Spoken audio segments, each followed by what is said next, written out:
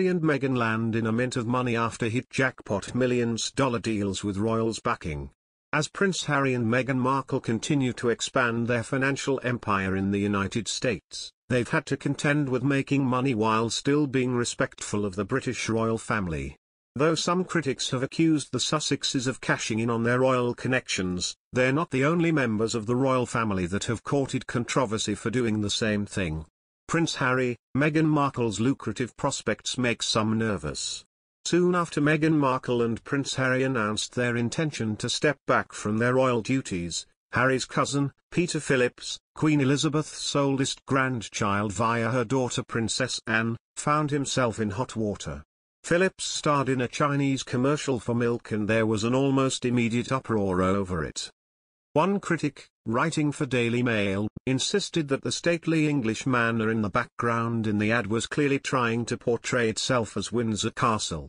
The writer, A.N. Wilson, noted that Phillips had never held a title and had been raised in his mother's home in Gloucestershire, not Windsor Castle. Monarchist worried about tawdry cash schemes. Wilson continued, monarchists like myself are concerned about the tawdry cashing in by men such as Mr. Phillips, who behave nothing like royals and far more like low-rent celebrities chasing commercial endorsements. This was far from Phillips' first offense, per the Wilson. He'd romantically sold the rights to his wedding to Hello magazine for an estimated £500,000, Wilson added. This was in addition to the £750,000 his company, Cell UK, was paid to oversee Queen Elizabeth's 90th birthday party in the Mall. Phillips later defended his company against critics who claimed his connection to the Queen enabled his company to be chosen over other candidates, though he did eventually step down as a trustee of the Patrons Fund charity that had been set up to run the event in order to avoid any conflicts of interest. Wilson Riley wrote, that phrase about being prepared to sell your own granny leapt to mind. Meghan Markle and Prince Harry could become a $1 billion brand, a PR and branding expert claims. Andrew Block, founder of London-based Frank PR, predicted Meghan and Harry's new brand Sussex could one day become the world's richest personal brand.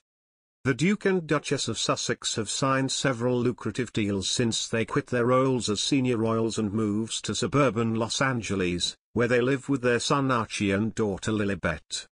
Two of their biggest deals are with Netflix and Spotify, while they recently signed on to become impact partners at Wall Street firm Ethic, an asset manager which focuses on sustainable investments. Other royals accused of cashing in. Philip's sister, Zara, was also singled out for giving Hello magazine a tour of her Cotswold home in 2001 for a reported £125,000. She also reportedly sold photos of her daughter, Lena, to the same publication in 2014 for a six-figure sum, Wilson added. Princess Anne's two children aren't the only financially rogue royals that Wilson named. Sarah Ferguson, the ex-wife of troubled Prince Andrew, had previously accepted £500,000 from Waterford Wedgwood in exchange for, among other things, tips on how to lay a dinner table. Ferguson had also been caught offering access to Andrew in exchange for £500,000 to an undercover reporter pretending to be an Arab sheikh in 2010. She'd allegedly promised, "I can open any door you want." Another royal wife, Sophie Wessex, who wed Prince Edward in 1999, had to step down from her PR firm in 2001 after it was discovered that her business partner had tried to cash in on her royal connections while pursuing a contract. There is no doubt that those who are not full-time working royals must tread a fine line in trying to make a living without being seen to exploit their royal connections, warned Wilson. Why Harry, Markle should learn from these lessons. This brings us back to the Sussexes.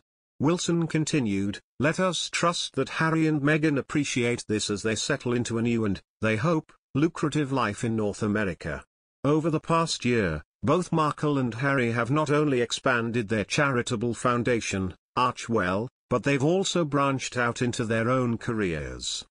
Both have pursued writing, with Markle recently publishing a children's book called The Bench while Harry is still working on his upcoming memoir.